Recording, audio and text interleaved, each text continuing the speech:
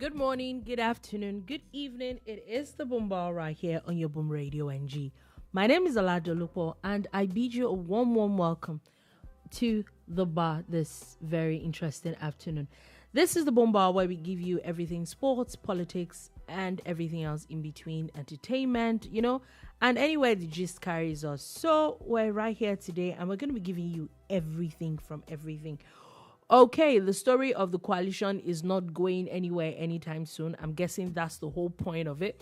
That's the most interesting thing in Nigerian political space. And in fact, generally, even in Nigerian news space, it's actually because there's still a lot of back and forth, a lot of people having their own opinion, and people are still really do have an opinion about it. Funny enough, according to, looks like a lot of very popular people, or people that you would have thought that maybe would have been okay with this coalition, seem to have a different argument or different thing to say about it. So we'll see where that is going to. The issue with Senator Natasha and the Senate, I think we'll say that has come to an end, a bit of a conclusion at this moment. There's a judgment that has come out today, and we definitely will break a lot of things down. There's a bit of breakdown here and there, which I think that is very important that we find out. Now, also, yesterday, I would say that was indeed a very sad day for the world of football. In the morning, we woke up to the sad news that a Liverpool player, the name of Diogo Jota, actually lost his life. Sadly, in the evening, as the day was winding down, we also heard the news of Nigerian Super Eagles legend, probably one of the most, if not the most popular Super Eagles keeper that we've heard in recent times, that at least I know the names. Peter Rufai also passed on yesterday. So we're going to be talking about that and a couple of other things, a bit of all the sport news right here on Boom Radio NG. So sit back, relax, and enjoy today's show, as we're going to be so breaking down a lot of things today. And with me in the studio is Charly Rogers. Good morning, good afternoon, good evening, and of course, thank God it's Friday. You're welcome to the bar. Yep. Yeah, like I said, it is Friday indeed. And so those are the things that we're going to be talking about today. First things first, breakdown. There was news that broke today. That a court has now directed the Senate to recall Senator Natasha, and I think it was in the FCT Justice Binta Iyako had made that pronouncement today. So according to her, she said that there is no clear court, which I'm guessing maybe that was what the Senate followed according to the judgment, that there is no clear-cut number of days really that you can suspend anybody, but that however the number of legislative days in a year is about 181 days for each senator. That's what she said. But with that, if you're going to suspend someone for 6 months, that's already 180 days. And looking at it, that is going to deprive her constituents of basically a whole year of representation. That the time she spent away from the Senate is enough when you consider her constituents, and that she should be recalled back. That's on the side of the matter. However, Senator Natasha has also now been fined by the court. And now she's been fined. She's been asked to pay 5 million naira to the court and also write an apology in 2 dailies. And why? She said he has been found in contempt of court. Apparently, this same judge had asked them that nobody should say anything again until the judgment is done, which, is actually the right thing. When the case is in court, you are not supposed to talk about it. It's actually, your prejudice is some level, it's just wrong. And the court said, and this was according to the court, the satirical letter of apology she wrote to the Senate president, and she's been asked to apologize for that in 2 major dailies and pay a 5 million naira fine. Interesting decision by the courts. We are a country of laws, and we are a nation that, of course, knows that the courts have a say. That's why we go there when there's conflict. We would rather go to court than people take the law into their own hands. You can make of this what you wish if you are biased, but if you have an open mind, you look at it from different angles, but majorly from the decision that was made. Now, we've said it more than once. I'm wondering who advises these people. Like, when you get advice, why did you write that satirical letter saying you were not apologizing? So what was the point? I don't know. And there was a court pronouncement. You were told not to say anything. I don't know. Honestly, it's crazy. And I think it's part of being. If you look at it, also, it could also be seen as not respecting the rule of law. Yeah, it's still part of our strategy. You know, when all of this started, we pointed out, you know, where we think she was right and where we think she was wrong, and you know, some of the shenanigans, how it was going to play out. And to be honest, it's not looking good for her. I don't know how she sees it, but I don't think it's looking good for her. Now the court has said that, okay, apart from the contempt of court that she has committed and the fine that she has been asked to pay, that there was nothing wrong with what they told her to do. Like, you know? The court also pointed that out. Yes. So that it was within his law, was within the right of the Senate president not to answer her because she was not. It was part of their rules. Yeah. And now that's the sad part, that you have the Senate rules, and you actually brought that rule up. She raised it up at one point in time, and she said she was going to quote from it, and it is glaring. It is really there, and this would not have led to all of this drama. Obey before complain. And all of that. You get exactly, obey before complain. But some people still gonna come for you and say, "What are you talking about?" and blah blah blah. And I keep saying, honestly, as long as you are not quoting the law or bringing out facts, I don't care what you. It's just your opinion at the end of the day. Now, again, before it escalated to this point, it was something that they could have settled. Yeah, it was seeing just that a they were regular even personal conversation. friends. Yeah. But now, this is just one of 3 court cases against her. Yeah. And after all said and done, I'm not afraid to sound like a broken record. Why has Senator Natasha Akpoti not sued this man for sexual harassment? Yeah. Because, to be honest, you shouldn't allow that kind of person to hold power. If it is true, if it is indeed true that he did what you said he did, at least for the sake of other women and whatever, can you kindly institute a case against him? You said you have proof. Then save the proof. See, me, I begged for proof before, because honestly, I was asking for the proof so that we could actually analyze it, break it down, and pressurize the Senate president to do the right thing. To do the right thing, yeah. But she said she has proof anyway, so we'll wait for it. I'm still waiting for this proof. Yeah, but it's not a good look. Again, I'm sure we mentioned it for the first day this thing broke. 6 months suspension is kind of steep. But now I even know better, because I used to think that you cannot suspend for more than 14 days or whatever. Yeah, so you know, we've heard about that precedent in the past. But now the judge is saying that there's a Senate rules. She feels that it's a little overboard, but yeah, because 180 days of 181 days is a lot. There's plenary. You know, although the 180 is not directly all plenary days. But yeah, but it's still a lot. It's a lot. So what she's saying is she served enough time. The judge is not saying that she did not commit the crime. That's what the judge needs to say. That the judge is saying, okay, she's done enough and she's going to pay a fine and all that. So, and she's now still supposed to apologize to the Senate. This is an apology you would have done that would not have cost you money. And now let's see if she's going to comply with the judgment or maybe appeal.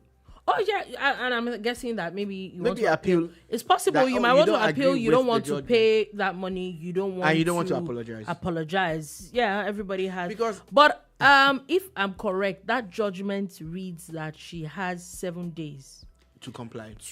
So let's see if she's going to comply. Because again, if you apologize, doesn't that basically defeat everything you're fighting for? That one's up day.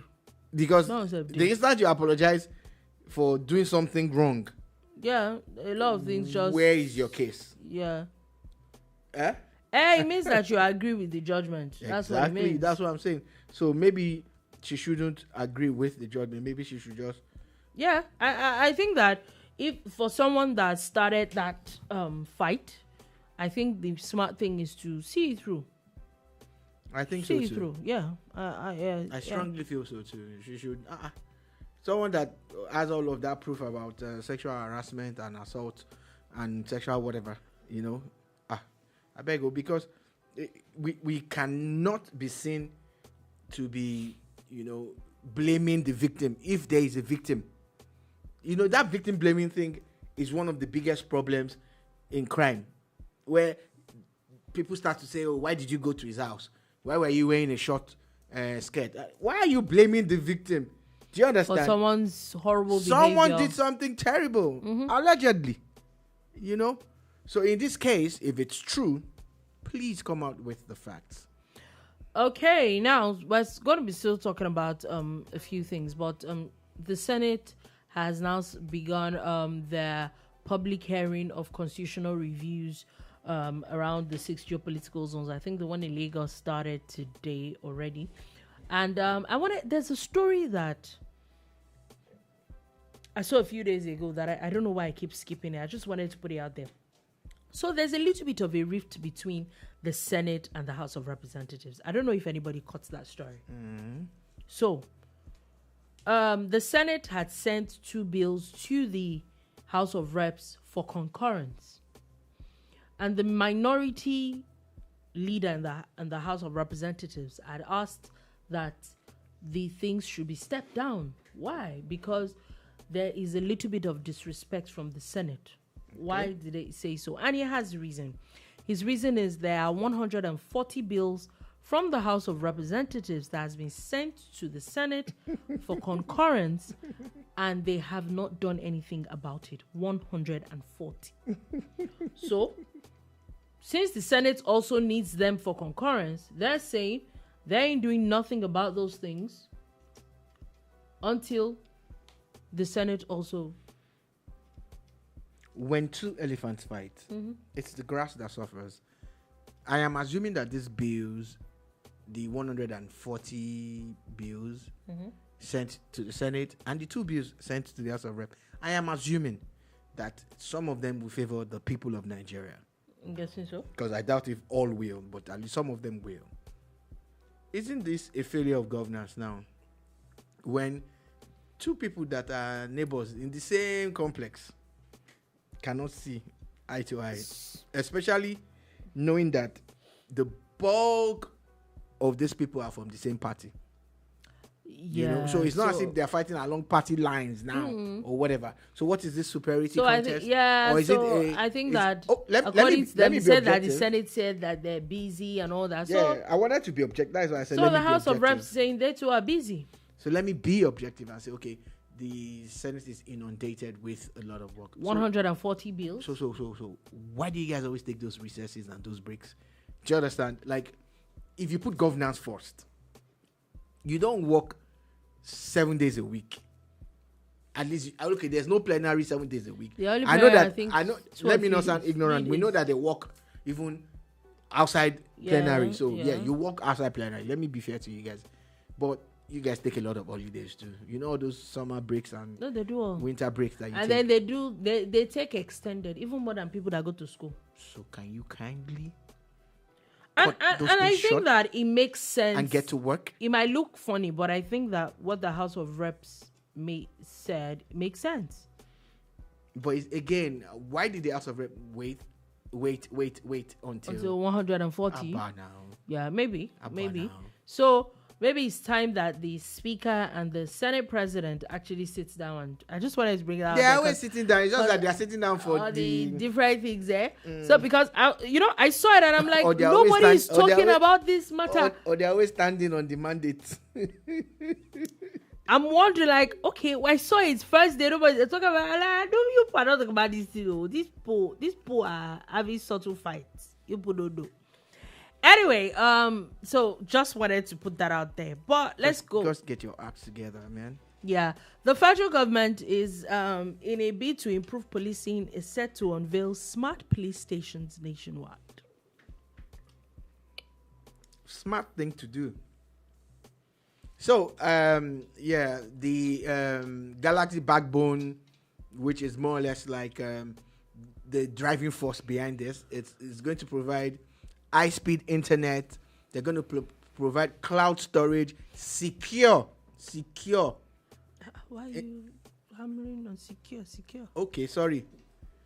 With the rate of hacking and the need for cybersecurity for corporate bodies, banks, if you know what banks are going through, the other day, this one is not even a guy that did it online. A guy goes to a bank.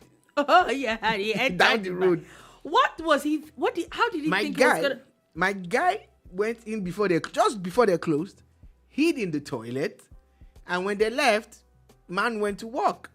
So I have a problem. You know that he couldn't steal hack, but by the time they came in the morning, they noticed that their system had been tampered with. Mm-hmm. Yeah, so meaning that to a large extent, maybe the cybersecurity makes sense. However, he slept off Lomaje. No, he didn't sleep off. No, you don't understand. Wait, the thing is that he locked them out. Yeah, so he didn't have to do that. He was a smart thief. That's what. See, before you say that. All he had to do was wait in the same toilet until the bank was busy and step out. Go into the ceiling like they said he did. And go out. And by the time the place is busy, come down into the toilet and step out. By that time, you would have heard the buzz. You just step out like nothing happened. Now we're not. This is for analysis purposes. I'm just like, if I talk loud, they say the look what is trying to like. But what common sense? Okay, common sense is not common. So people, because I think you have to be really smart for you to come. And these are banks that are spending a lot on cybersecurity, and a lot of back-end backups and all of that cloud storage. Nigeria police, I love them. I think but security. They wait. Okay. They will tell you, go and buy Dettol, buy paper and biro before you can write statement. Why are they saying that? Don't blame them. Government ain't giving it to them. Are you playing the same people who are using their money to buy their uniforms? I know that they will come. If this gets to them, they will come and say, this guy is talking. But look, speak to the guys on the streets. Speak to the guys on the counter. They use their money for administrative purposes. Do you understand? So, let it not be that you are now bringing internet. That they will now say, bring money subscription has finished. Come on. You want to bail somebody, go pay Galaxy Backbone for this month. I beg go. I know some people will not agree with what I'm saying, but you can't put anything past people. Now, you can't. The beauty of it is that they said it will help with surveillance. We get that. Everything digitalization, I am all for it. Because now that you don't have to pay for paper to write statements, because maybe they will tell you to be typing it on the computer. You better go and learn how to use computer. You get. Because you will pay more if you cannot write. And excuse me, dear policemen, this thing is not for watching skits. It's the internet that they want to give you now. It's not for you to be doing Facebook and TikTok and Instagram and Facebook and Twitter. Just so you know, I don't think it's a bad thing to watch it all. And I'm just saying that just don't post your videos online. This, if done properly, will help us fight crime better. Because again, if we have a central database, you can actually, call up information and it will be useful. Mm-hmm. Very fast. And if you are living close to a police station, be friendly with them because Galactic Backbone Internet is very good. So maybe they can share password with you. I don't share password with policeman. Let everybody do their day. Make you don't go browse with let everybody do their day. Don't worry. What do you have to hide? Okay. Do you have something to hide? I don't live beside the police station, so it's not my business. So that advice was for people who anyway, the Ecowas Bank for Investment and Development has approved $100 million in funding for the Lagos-Calabar Coastal Highway project. Yeah, I saw that story. ECOWAS is doing a lot. They're building vocational schools in Togo. So it's safe to say this Lagos-Calabar highway ain't going nowhere. Before Uncle, they're providing clinker, what's it called, for people in Cote d'Ivoire. But, Nigeria is getting, of 125 that is meant for roads, I think Nigeria is getting $100 million of that. I am happy with that. So in case there's going to be funding issues, this would hopefully ameliorate or eliminate that. At least help to a large extent. Yeah, because they said it's supposed to be counterpart funding. Nigeria will provide X amount. But now that the bank is providing some kind of funding, and the road is definitely going to be tolled. Anyway, it's going to be tolled. There's so much talk around Lagos Calabar that I laugh at times. Like, do you know that the Sokoto Badagry Road is even longer? Do you know? Yeah, it is. I know. I do. And again, when they say Lagos Calabar, it's not just Lagos Calabar. There are spurs. There are spurs that's going to connect. And the state government, by now, any serious state government should already be running, their own roads towards where those, because you need to get the plan. Yeah, any serious government should. Okay. Yeah, don't you think every serious government should? I said serious. I did not say any government. Most of them are not. Sorry. I just said every serious Take government. For example, how many roads? Lagos-Ibadan Railroad. Please. How many roads? No, Ogun State has done that their route to that train station. That's Gully. I'm very happy for them. They've done it. I'm very happy for them. They've finally done it. Yeah. Oyo State, Inko. Drive to that place before they did it. Long. You would think if you're not careful, your car is in the in the mud. Literally, that's what it is, in the mud. But since that time, I never been there again because they will not see my leg there again. Then Google will take you through one estate. They will not see my leg there again. I did not see my leg there. I always wonder, like, you knew the rail was coming, you know the train station was going to be there. They will wait for the federal government? They are waiting for the US to come and explain to them about this what to build road. See, I don't even have any conversation. Their conversation is not even what is in my head. That's even the next thing that I will talk about. So if they like, they should do it. If they like, they should not do it. Good luck to them. Anyway, moving on from that, let's talk a bit of... Okay, before we go through politics, though, let's come to Lagos State. First thing, Lagos State is set to enforce mandatory health insurance for residents. It sounds like a laudable thing, but how do they want to enforce it? So they've already had that thing in place for a long time. And for them wanting to mandate it means that people are not, tapping into it. Yeah, I think it's Ilera Eco or something that they have. Yeah, I know that maybe it makes sense for, what would I say? I think it's for government workers and all that. They can, it's easy. It's for everybody. No, what I mean is that it's easily, you can easily mandate government workers. How do you want to mandate just regular people? I think it's more about encouraging people. Well, you'll be shocked at how they will achieve that mandatory health insurance registration. There are ways. I can already think of 1 or 2 ways that these things get done. For instance, back in the day when we were in primary school and we ended up in government primary school, the public schools, why did it happen? They said that they were going to shut down private schools and blah, blah, blah, blah, blah. Ask anybody that grew up in the 70s and 80s, they'll tell you this happened in the late 70s, 78, 79 or thereabout. But guess what? You shall find out our way there. And we were in school. And at some point, they just tell you, if you're coming next week, bring your father's tax clearance. All the children must bring their father's tax clearance. If your father is not paying taxes, what do you think is going to happen? That's why I said I can already think of ways that these things can be done. There are ways that they can actually get it. For instance, there was a time now in Lagos, if you are arrested for a traffic offense and you are fined, before you pay that fine, you must have paid your taxes. Your car is impounded or whatever.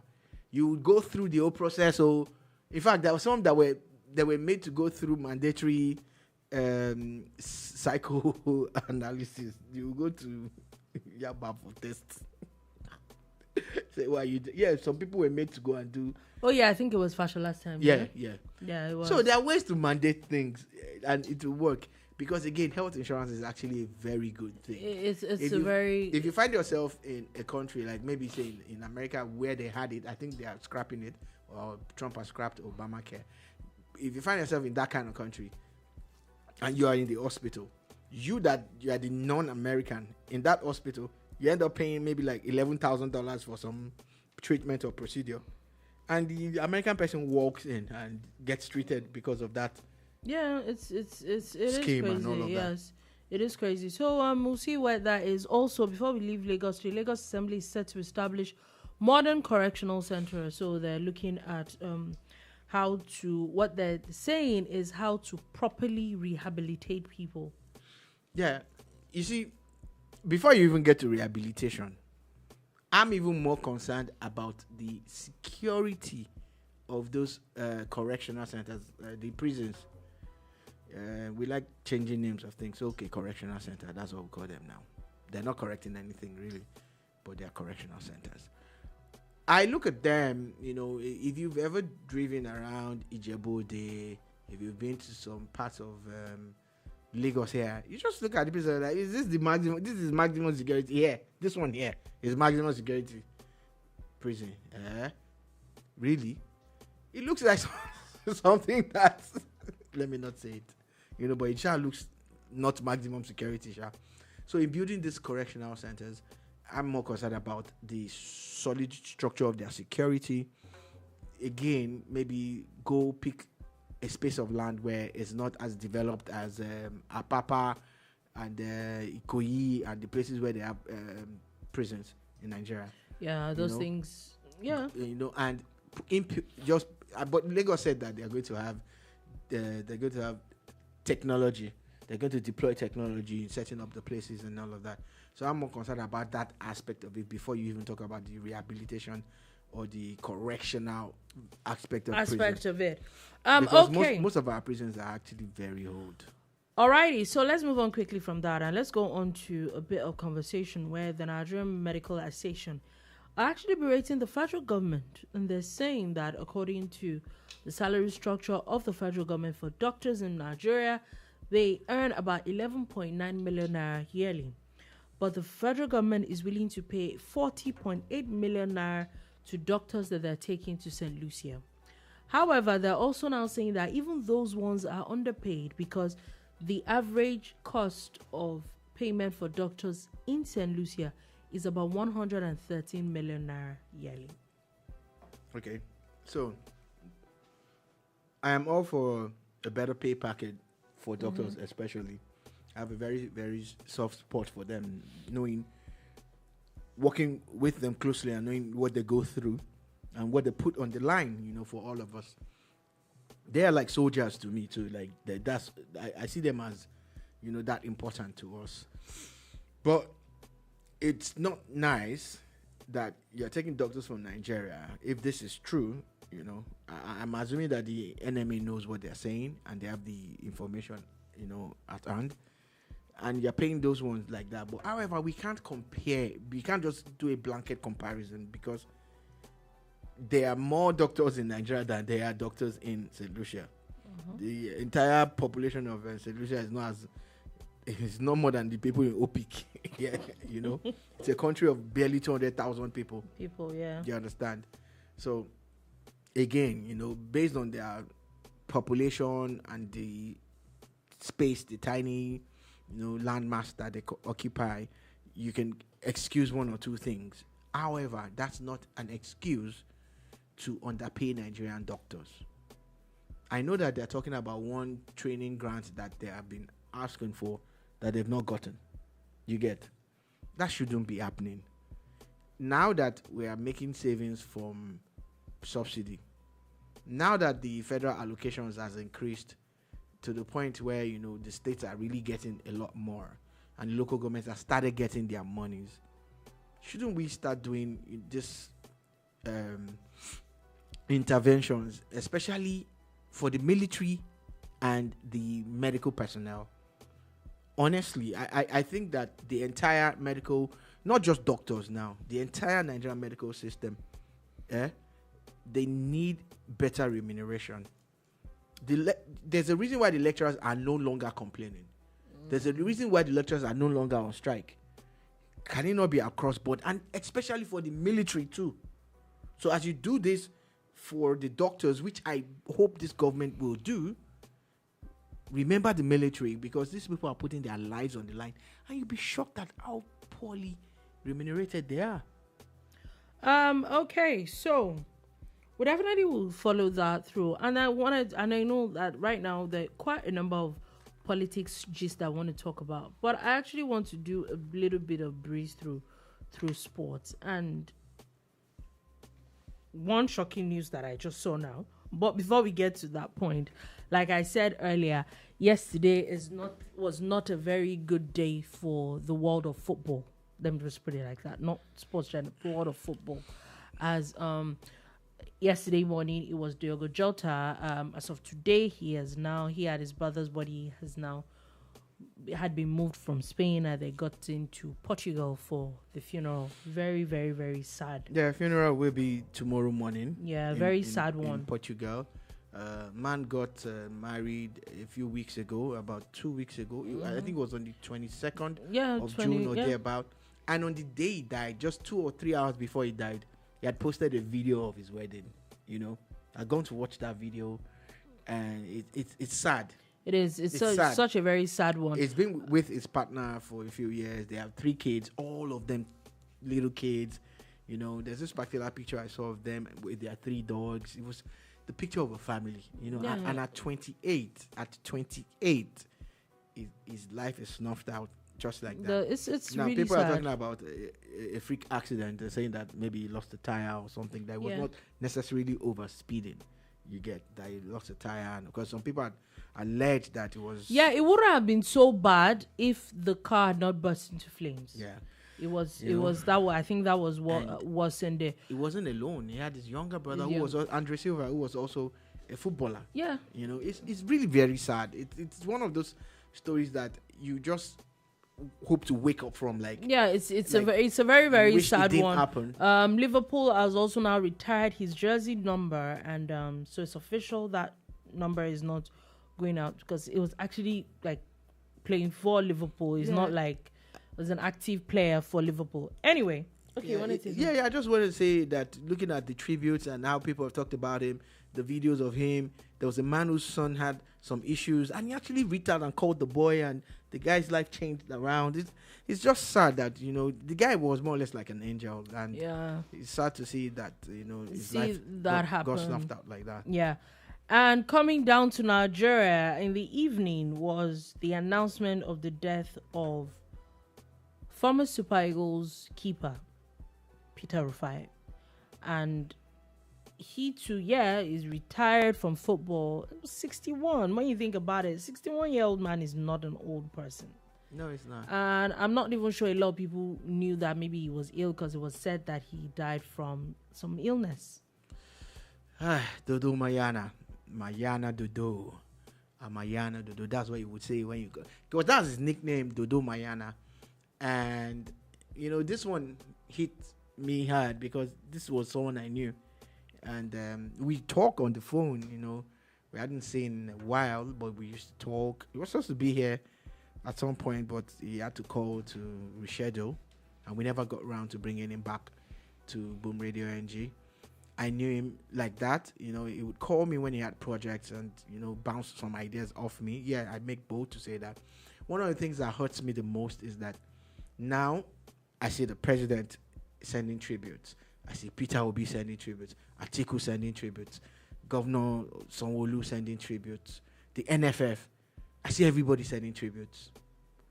But you see, why is it that we only value these people when they die?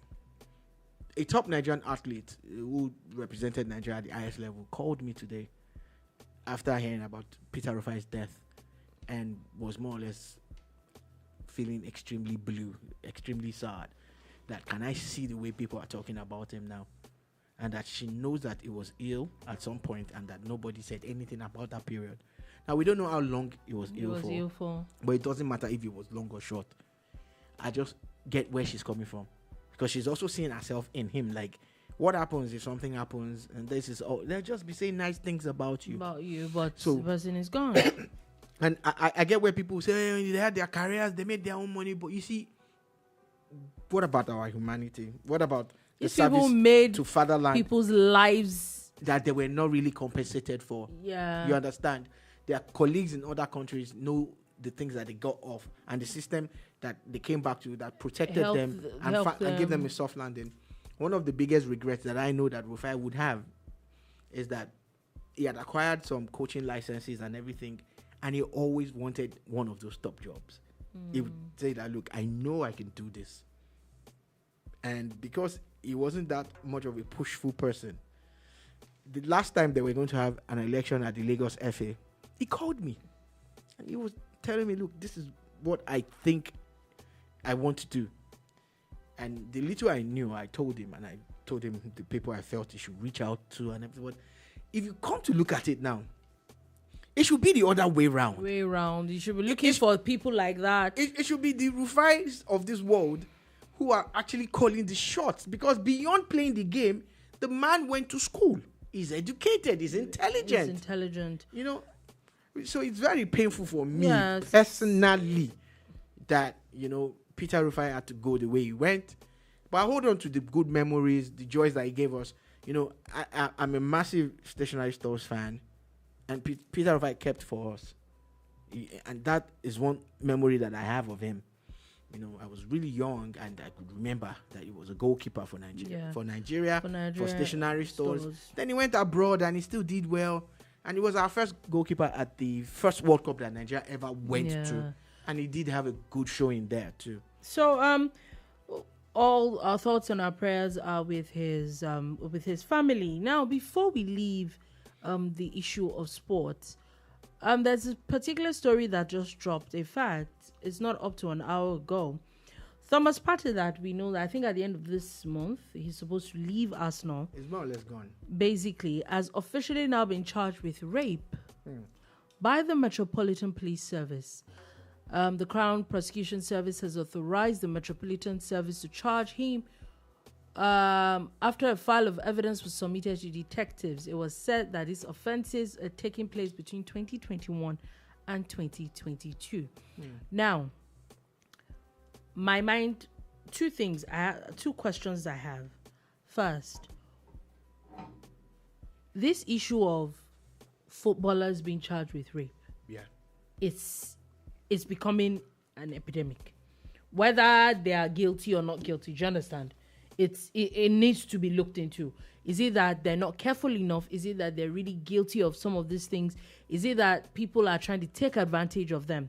That's one angle to it. Number two, this offense is 2021, 2022. Can we say, and this is just me, even being you know, maybe a little bit more biased when it comes to Arsenal, but would we say maybe it might be one of the reasons Arsenal knew this was coming and this was one of the reasons why they did not renew his contract? Well, I don't know what they were privy to. My opinions vary a bit from yours.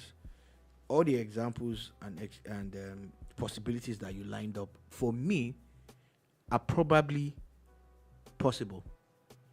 Yes. Could it be this? Yes, it could be any of those things. But I don't think it's about footballers alone. I just think it's human nature. Neymar found himself in a spot of bother what saved him? Was the He video? had evidence. He had Yeah. video evidence. You get. They saw the Man City player, forgotten. Benjamin Mendy. Yeah, survived it. Eventually, you found out that it was more or less like a setup. You get. Yeah, but his career never. But his career is yeah. gone. It's actually gone now. Yeah, he's still playing, He's playing. I can't remember what club, but it was Man City he was playing for, and He's gone. they literally kicked him out. They stopped paying his salary. He's still fighting to get paid. Yeah. The backlog that they were owing him and all of that. At the end of the day, I don't think it's really about them being footballers or whatever. I think that it could be anything, and it would be wrong to just talk based on maybe one's emotions or feelings when we don't have the clear facts, you know. So I will still hold my thoughts on this, but I just wanted to say that this happens to everybody. It just gets reported because Thomas Partey is popular, and I am not saying he's guilty, and I am not saying he's not. Okay, so we definitely would follow this. This is another story we're going to follow. Also, Nigeria is now officially the one with the highest number of athletes at the Africa Junior Championships that is going to be hosted in Ogun State. Actually, they've officially announced 110 athletes. I think that's 10 more than South Africa. Of course, the South Africans are coming with a very large entourage. The under 20, under 18 athletics, African athletics junior championships, it's going to be big. It's going to be massive, and I'm happy that at least Nigeria is looking at winning a whole lot. Yeah. But the number does not guarantee medals. It doesn't guarantee medals, but it means that. But we all know that At least the more you participate, they get more exposure. The more you participate in, the more options, the more you might be able to get medals. It's good to have this many Nigerian athletes participate in an international tournament. It's good. It's good for them. It's actually good exposure for these children. And also, I'm still going to go to politics because I know it's going to take a lot of time. So I wanted to pass her. But however, there is a particular story that happened where a stray bullet killed a 12-year-old boy during a cold clash in Lagos. Can you, for any wild reason, guess where that cold clash was? Moshe? Yeah. Yeah. So now, very interesting story. First things first, it said it was around 8 p.m. The boy went to buy food. He was still waiting for his order when the fight broke out, and there was gunshots everywhere. Unfortunately, people closed up everywhere. Everybody ran up, and as he was running, he was hit by a stray bullet. Sadly, because there were bullets flying, people could not come to his aid immediately. That's one. By the time people noticed, which was a few minutes after when the guns had gone down, he was carried to Luth.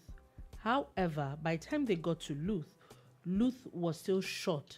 Not because the gates are normally shut, because of the rancor, the violence, they shut their gates for security reasons. Which is a smart thing to do. Which is sadder than sad. But they did the right thing. So you can't even blame the hospital at that point. Isn't it time the state government needs to do something about Mushin? I knew Luth. I'll start from Luth, the Lagos University Teaching Hospital. I knew Luth when the accident and emergency ward, the place was a place where you could run into. I knew it at that time. But now, when you get there are barriers there. Oh, yeah. Why? Because people have gone there to attack them for doing their jobs. People will say all sorts of things. I know, but I say there are times they're when human beings as well. there are times when our emotions just takes over. So that is that for that. But they are human beings, they are families, and they're shooting guns around them. You expect them to just leave the door open because of what? Let's take that, put that aside. Dolupo said, when would the government do something about it? It's been going on for years. It didn't just start on Tuesday when this thing happened. It's been going on. In fact, this particular one has been going on for a couple of days. There are videos online that you see people exchanging gunshots at night. They just wait until it's night before they start to hit. That's what they call it. Now, even the police are more or less overwhelmed by what's happening in this place, Mushin. And it's not just Mushin. It's everywhere in Nigeria. There are a lot of things in the southeast, in Port Harcourt.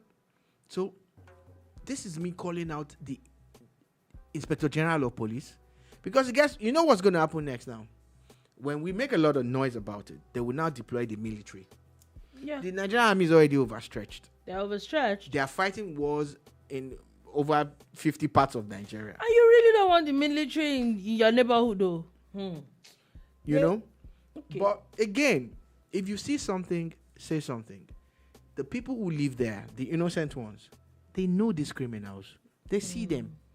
And the reason why they're fighting in that neighborhood is because that's where they live. That's where they live. Yeah, yeah. Again, talk to the people who live around that part of Mushin.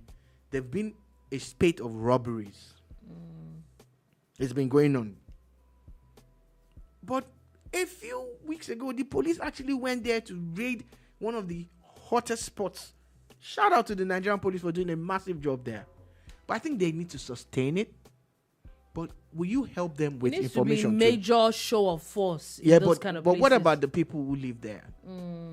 You know, you need to help the police with information. With too. Information as well. It's Just such last a sad, week, just last sad week, thing that a just last 12-year-old week, boy. Yeah. the Nigerian police force, the Lagos division, arrested some top cultists with lots of guns.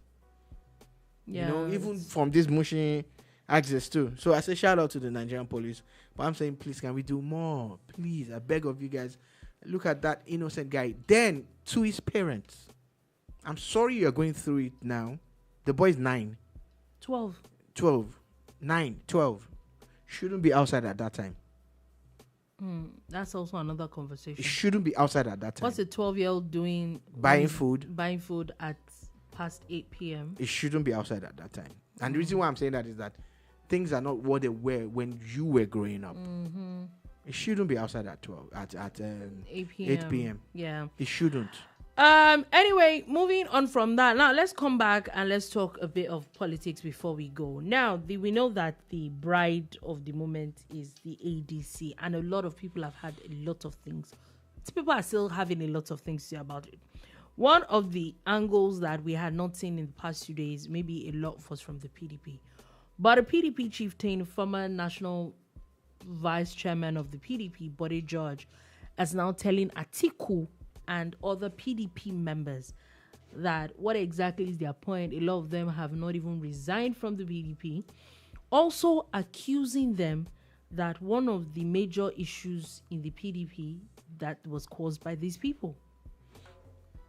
It sounds a little bit like medicine after death to me. But they should officially leave now. It sounds like medicine after death to me. Chief Bode George is a strong voice in the PDP and in Nigeria at large. Why is he just finding his voice about the same people? Maybe they were trying to do reconciliation. But they know that there can be no reconciliation until they recourse back to their constitution. So they know these things. They know the issue. They know what started this whole matter. It's clear. There is a gentleman's agreement in Nigeria after Chief MK Abiola died. And everybody knew that the next president of Nigeria, when we return to democracy, had to be from the south. And not just from the south. In fact, they specifically went to the southwest. So the major parties then There were only candidates southwest from the southwest, yes. After that, it went to the north. Sadly, the northern president then died. And the right thing to have done then by the PDP, because they were the party in power, was to have gotten a system where another northern had finished that person. But there was a constitution in place that the vice president goes in. So it's not... I know. You can't blame them at that point. I'm not saying that they should... Maybe what they should have done was that they should not have let Jonathan that's why I said contest. That's why I said they could have the next 4 years. That's why I said they could have worked something out so that the North would have gotten their own 8 years. But guess what? By the time it would have been time for the thing to return to the south, a northern person won. And he did 8 years. That's Buhari.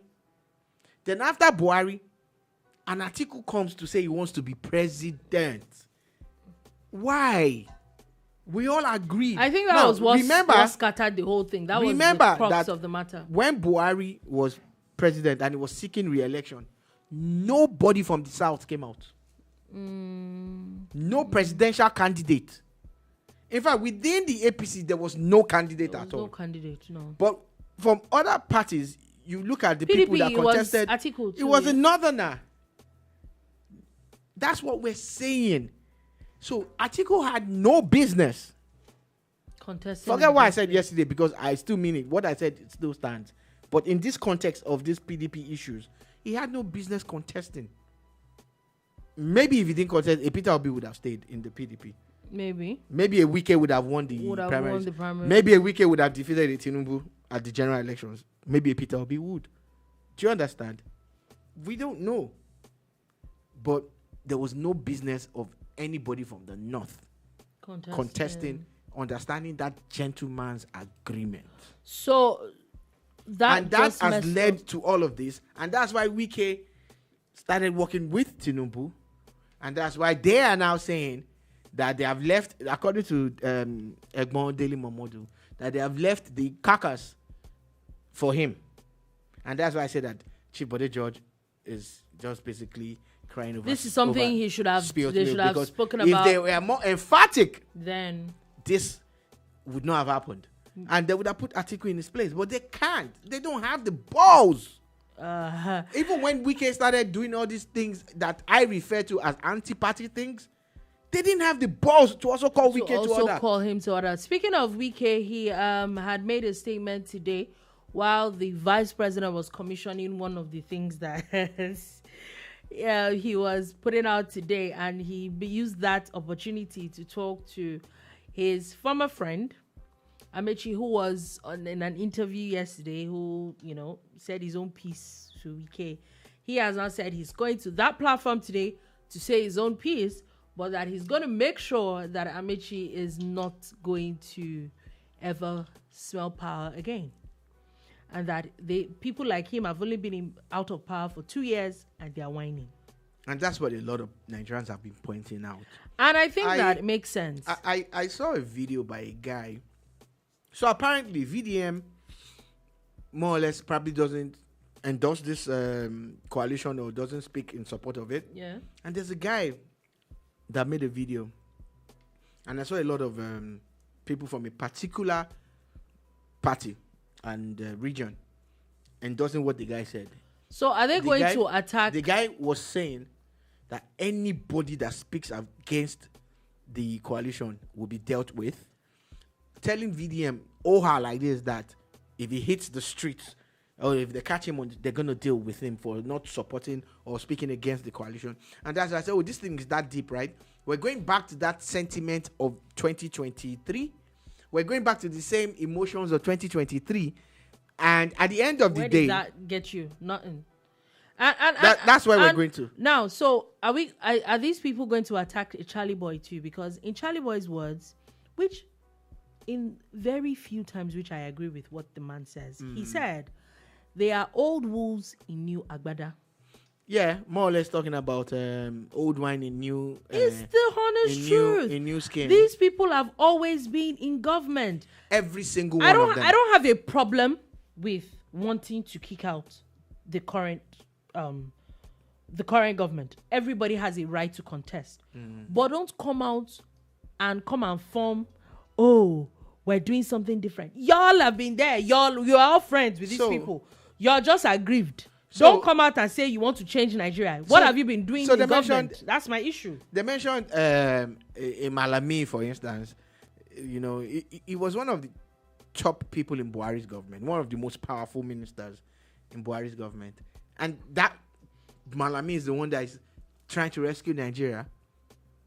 Can he show us what he did in 8 years to rescue Nigeria?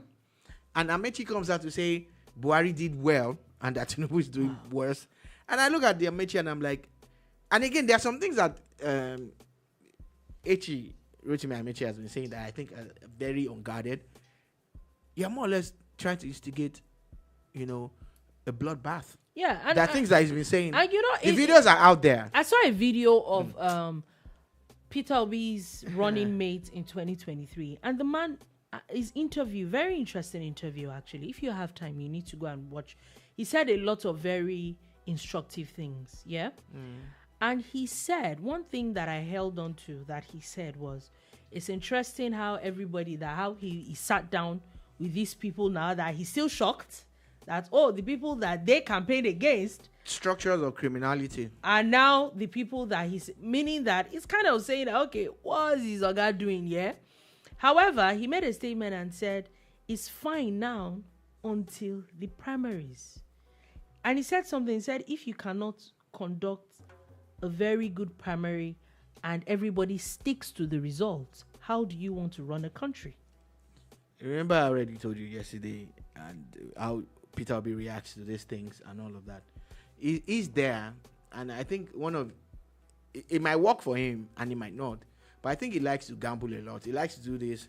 Let me see if this one works or if that one works. And that was what Kenneth Okoko was referring to when he said he was talking to Namadi and he was talking to Abure at the same time. You need to sit. At some point, he needs to stop sitting on the fence and he needs to put his foot down and say, this is where I'm going and all of that.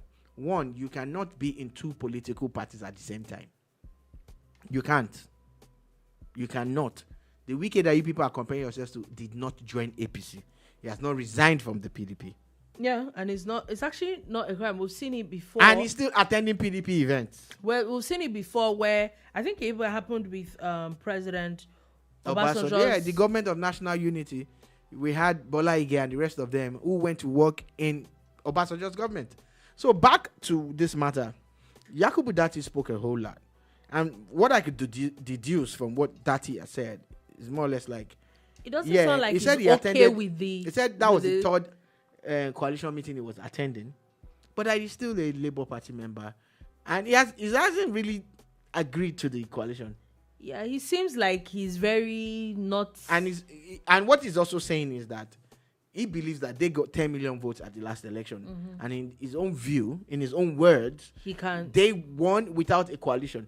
And he's saying, more or less, what he's trying to say, if you listen, is that they don't need a coalition to win an election. Yeah. So this coalition drama is definitely not going anywhere anytime soon. Also, I think that people should not be very hasty. I think that, like you said, he had said, by the time primaries come, we're probably going to see, because everybody has an ambition.